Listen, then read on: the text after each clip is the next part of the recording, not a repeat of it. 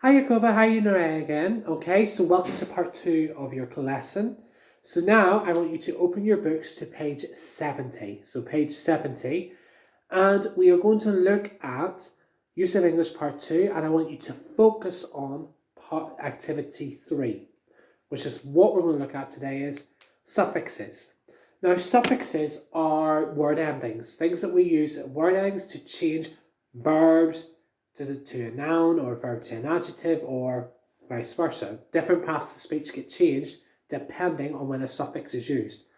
Prefixes, unlike prefixes go at the start, suffixes always go at the end. So if you look at Explore Vocabulary 1, which is noun suffixes, let's have a look. So, to change a verb into a noun, we can add a suffix such as iron, meant, ants, ear, or y. A y at the end, just y. For example, with ion as an ending, you can have application, concentration, connection, decision, expectation, frustration, production, qualification, meant. You have encouragement, amusement, entertainment, ants, performance, appearance, assistance, ear, behavior, and with y, Eureka! I've made a discovery! Yeah, that's what happens. Maybe I might find a discovery to cure all this, but I don't think so, not anytime soon. Now, just remember that some verbs and nouns are exactly the same. So, for example, comfort, design, question, and trade are the same in verb form as they are in noun form. So they don't change any words in particular. Remember that when you are spelling these words, because especially when you are writing, that this can go against you. This can go against you, especially with spelling, especially for your overall content and language production, okay?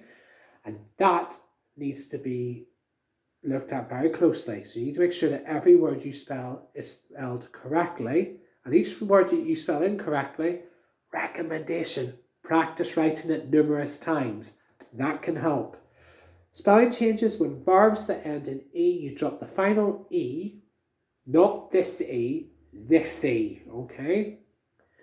When taking the suffixes ion and eor, so frustration, behavior, okay? Now, you're now going to listen to a short listening. With that in mind, I want you to fill in the sentences.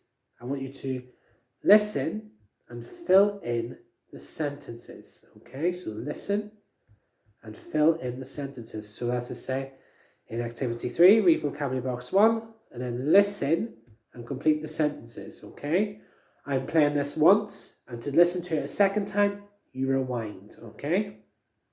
I definitely need company to exercise. Oh, sorry.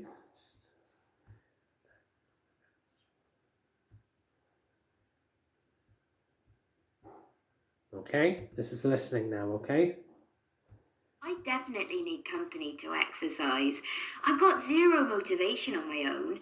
I've tried using apps and exercise DVDs, but I just give up when it gets too difficult. If I'm in an exercise class, on the other hand, the fear of embarrassment makes me carry on. Plus, I just enjoy exercising with other people, and my friends usually come along too. Oh, I'm the opposite. I prefer exercising at home. I usually use an app on my phone for guidance, but otherwise I plan my own exercise routine. I get motivated by seeing improvements in my fitness. I guess it's like a personal challenge. I wish I had your commitment. I'm always changing my mind when it comes to exercise. My dad says I've got a short concentration span. I like to think I'm just a curious kind of person. The thing is, I'll be doing one thing, maybe Zumba classes, and then I'll read some article in a fitness magazine about kickboxing, and I'll want to try that. Still, as long as I'm doing some exercise, I guess it doesn't really matter. Okay, so remember to rewind and listen again, okay? Listen again. And you can listen again. Okay, now that you're finished, let's go through the answers. So, number 1, I've got 0 what on my own? 0 motivation. 0 motivation on my own. Okay. If I am in an exercise class, on the other hand, the fear of what makes me carry on?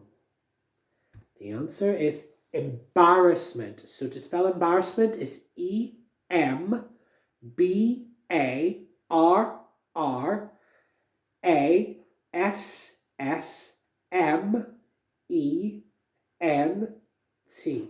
Okay, so I'll repeat that. EMBARRASSMENT.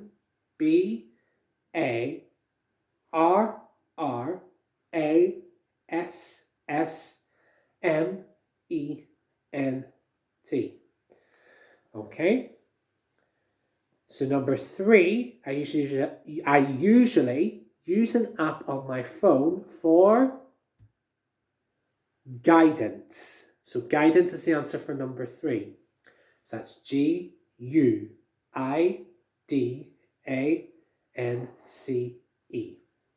Okay. Number 4, I get motivated by seeing improvements in my fitness. So I get motivated when I see improvements in your English. This person said they're getting improvements by seeing improvements in their fitness. Okay, so number 5, I wish I had your what? Commitment. So commitment is number 5. And my dad said, number 6, my dad says I've got a short what span? Concentration. So CONCENTRATION.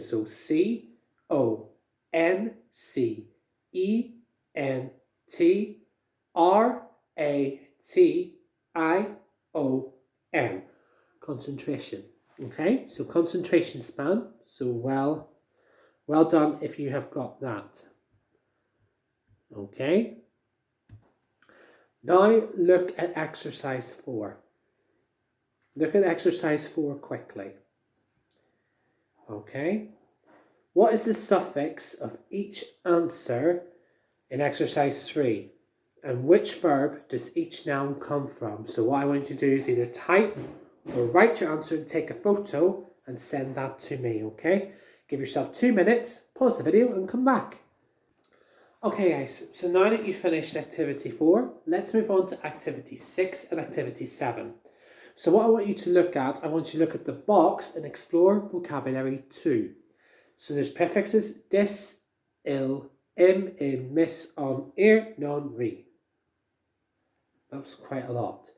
Now, as I said before, prefix always goes to the beginning.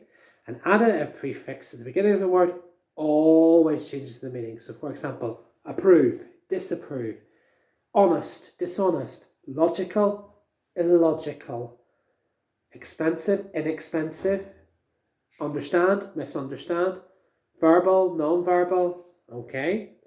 Now just remember that with prefixes, most people may say, oh, it's negative. Not always. When you have arrange and payment, rearrange, which is to replan something, or repayment is to pay back. Okay, so to pay back something. Now, look at exercise 6 and exercise 7. Okay.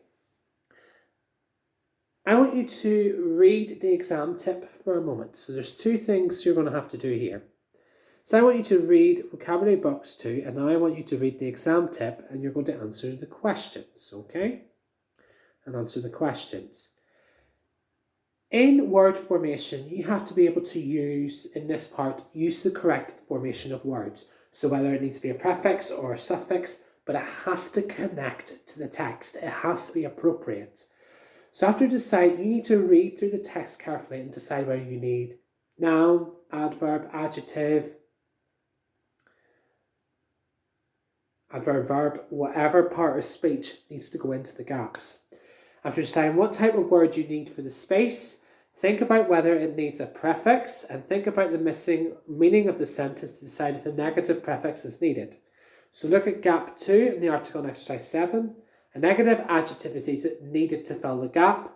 How do we know? And what clues are in the text? That's the first thing you need to do. But the last thing you need to do as well, you have to answer that and exercise 7. So in exercise 7, I want you to read the text, highlight any vocabulary you do not understand, and complete it with the correct form of the words in capitals, okay? Now, you need to be very, very careful. Take your time with this, okay? So you have to do activity 6 and activity 7, okay? So you need to answer them. You take a photo or type your answers and send them to me, okay? So give yourselves 5 minutes to complete that. Pause the video and then come back and then we'll finish off.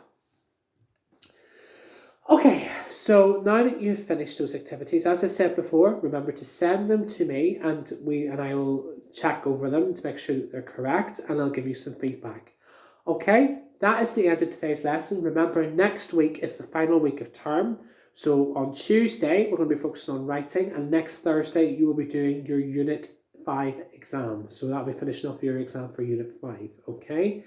I hope you both are keeping well. I hope you have a good weekend and are staying safe, okay? I shall speak to you soon. Very best wishes. See you soon. Bye.